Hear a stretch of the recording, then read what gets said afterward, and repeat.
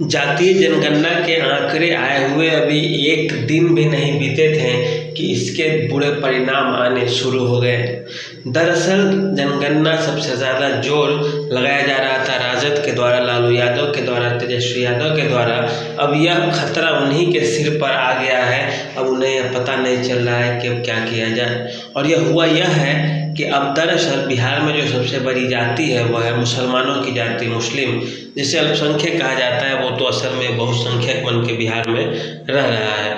अब AIMIM जो असदुद्दीन ओवैसी की जो पार्टी है, अब वह यह मांग करने लगी है कि बिहार में सबसे ज़्यादा संख्या तो हमारी है, लेकिन हमारा एक उप मुख्यमंत्री तक भी नहीं है। इसीलिए अब तेजस्वी यादव को इस्तीफा दे देना चाहिए और किसी मुसलमान को उप मुख्यमंत्री बनाना चाहिए। और ये मांग आए भी क्यों नहीं, क्योंकि राजद का तो वोट बैंक है यादव और मुस्लिम, और यादव की संख्या मुस्लिम से कम है। इसीलिए मुसलमान को यादव से ज़्यादा सीट तो चाहिए ही चाहिए। और कोई भी इस चीज़ को जायज़ ठहराएगा, क्योंकि मुसलमान आज से नहीं, बहुत पहले से राजद को वोट करते आ रहे हैं, चाहे राजद हारे या जीते। तो ऐसे यादव वोट तो कटता भी है। जैसे यादव में बहुत सारे नेता हैं जो भाजपा से जीत के आते हैं, बहुत सारे जदयू से जीत के आते हैं। सबसे बड़ा आप नंद किशोर यादव को देखिए, रामसूरत राय को देखिए। तो ये लोग यादव समाज से आने वाले ऐसे चेहरे हैं जिन्हें भाजपा का टिकट मिलता है और यादव समाज के लोग इन्हें वोट भी करते हैं। और अधिकांश क्या बहुत से जगह के ऐसे यादव हैं जो लालू को पसंद नहीं करते और उन्हें वोट नहीं करते हैं, चाहे लोकसभा हो या विधानसभा। यादव बहुत सीटों में पटना के आसपास वाले इलाके, पाटलिपुत्र लोकसभा सीट से भाजपा का कैंडिडेट जीत जाता है, और वो भी यादव ही। तो इसका मतलब है कि यादव आपके साथ वोट लोकसभा में नहीं होता। तो ऐसी स्थिति में असदुद्दीन ओवैसी की जो पार्टी और उसकी जो मांग है यह बिल्कुल जायज़ है। और यादव ही नहीं, यादव के अलावा और सारी जितनी भी जातियाँ हैं जो राजद को वोट करती है, जिनका पिछड़ी जातियों में जिनकी संख्या अच्छी खासी है, जैसे कुशवाहा हो गया, कुर्मी हो गया, तो इन लोगों को भी अब आपको सीट देने होंगे विधानसभा के। ऐसा नहीं है कि पूरे के पूरे यादव से आप भर लिए, अपने चाचा को दे दिए, भाई को दे दिए, बहन को दे दिए, तो ऐसे काम नहीं चलेगा। ऐसे में आपको सभी जातियों को टिकट देनी होगी, सभी की राजनीति करनी होगी, अन्यथा आपसे सब लोग दूर हो जाएंगे।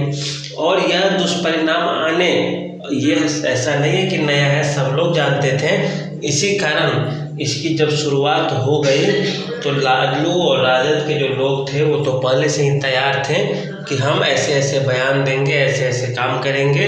लेकिन नीतीश कुमार की जनता दल यूनाइटेड जो पार्टी है वो इस पर मुहर तो लगा दी, लेकिन इसके दुष्परिणामों से बचने के लिए कोई चुप्पी साध ली है।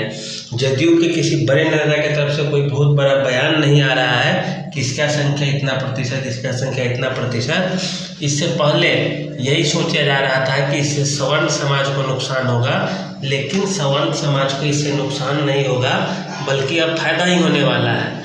क्योंकि इसके जो मतलब पक्षधर थे वही अब कुएं में गिरेंगे, और सबसे ज़्यादा नुकसान जिससे होने वाला है वह है यादव समाज। और यादव समाज को भी नुकसान किस लिए होगा, तो यह लालू यादव और तेजस्वी यादव के कारण होगा। मनोज झा जो बहुत बड़े अपने आप को स्कॉलर बताते हैं, वो इस चीज़ को भांप नहीं पाए कि इस जाल में, इस गड्ढा में उनकी पार्टी राजद ही गिरने वाली है और लालू यादव ही गिर जाएंगे इसमें। ऐसा इसलिए क्योंकि जितनी भी जातियाँ हैं सारे के नेता उभरेंगे और सारे आपसे सीट मांगेंगे। राहुल गांधी बोल रहे हैं कि 4 सीट दिया जाए, तो 4 उप मुख्यमंत्री का सीट जैसे ही देंगे तो फिर 1 साल बाद बारी बारी से सब बोलने लगेंगे कि मुख्यमंत्रियों से, उप मुख्यमंत्रियों से एक मुख्यमंत्री भी दिया जाए।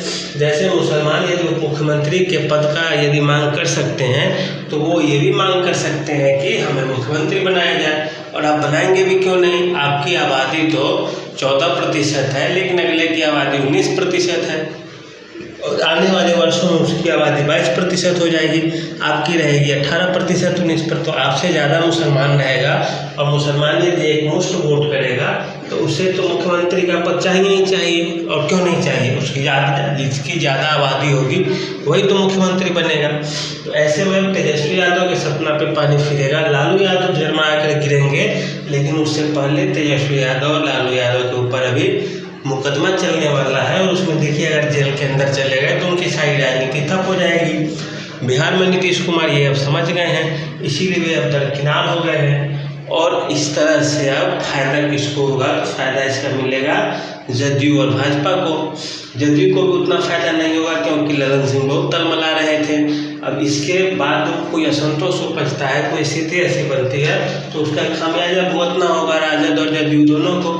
फायदा हो जाएगा इसमें। भारतीय जनता पार्टी बोलेगी कि हम तो राष्ट्रीय पार्टी ये सब कभी करते नहीं, तो ये लोग थे तो हम लोग कहे चलो ठीक है, इसको पॉजिटिव वे में लेगी। लेकिन देखिए अब कैसे इन स्थितियों को ये लोग मतलब बाहर निकालते हैं और कैसे हैंडल करते हैं, क्योंकि लालू यादव भी एक अच्छे राजनेता है और वो इन स्थितियों से लड़ना संभवतः जानते ही होंगे।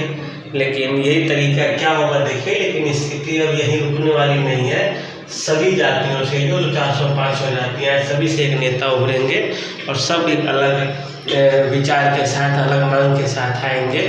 और यही नहीं, ये भी हो सकता है इसमें आगे चल के कि हर क्षेत्र के अनुसार हर समस्याएं अलग अलग हो, उनकी मांग भी अलग अलग हो, इससे क्षेत्रीय अलगाव को भी बढ़ावा मिले। यह भी कोई बड़ी बात नहीं है। खैर इसके लिए सुप्रीम कोर्ट में भी अभी फैसला चल रहा है। सुप्रीम कोर्ट का क्या आदेश आता है देखिए आप लोग, फिर उसके बाद कुछ बोलने के लायक हम लोग बचेंगे। तो यही रहा कुल मिलाकर कि मुसलमानों ने मांग शुरू कर दी है कि हमें उप मुख्यमंत्री का एक पद चाहिए और यह बहुत ज़रूरी चीज़ है। उन्हें चाहिए भी क्योंकि वे तो बहुत दिनों से आपको सपोर्ट कर रहे हैं, राजद को, तेजस्वी को, लालू को, तो वो क्यों नहीं लेंगे? तो तेजस्वी यादव यही नैतिकता बनती है कि अपना सीट छोड़े और किसी मुस्लिम को उप मुख्यमंत्री के पद पर बैठाए और अल्पसंख्यक समाज को राजनीतिक भागीदारी में आगे लाए, क्योंकि उसकी आबादी ज़्यादा है। तो आज के लिए इतना ही, धन्यवाद।